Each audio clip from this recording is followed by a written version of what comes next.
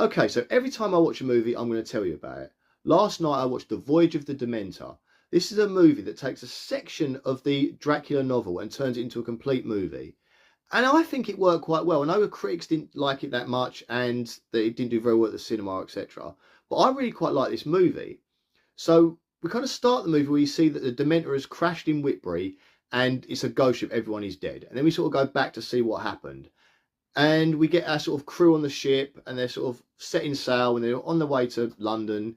And suddenly a lot of the livestock dies and they think it might be a disease going around the ship. Then a couple of the people start to disappear on the ship.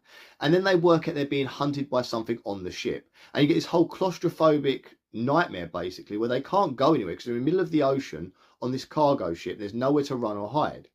Dracula is on this ship. That's the essential part, that he's hidden himself away on the ship and he's coming out at night and he's attacking and killing the crew. So there our crew have to band together to work out a way to stop Dracula.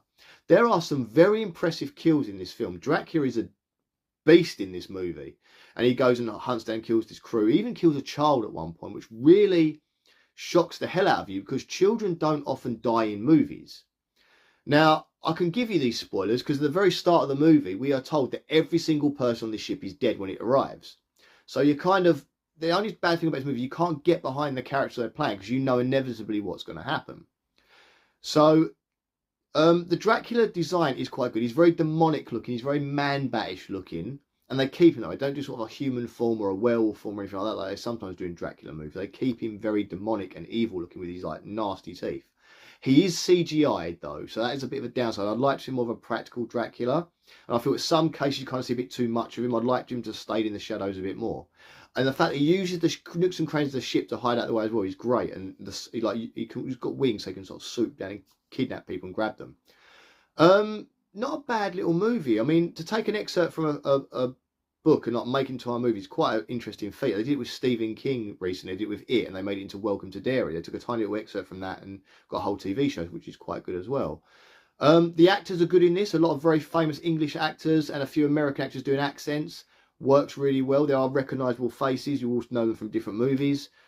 And yeah, I like the feel of this film. It's very sort of gothic-y. It's all done in darkness. There's a lot of like smoke and cloudy effects. So you kind of get a feeling of like you can't see beyond the ship, which makes it even better to me. And the vampire stuff, like when a couple of the crew obviously get turned into vampires and when you see them sort of like the sunlight hit them, that is a great effect as well. It's very CGI, but it's quite good. And we get sort of, it's just what, go and watch it. It's not a bad watch. It's on Amazon Prime right now. It's worth your time. Stream it and enjoy it. I did. I enjoyed it thoroughly.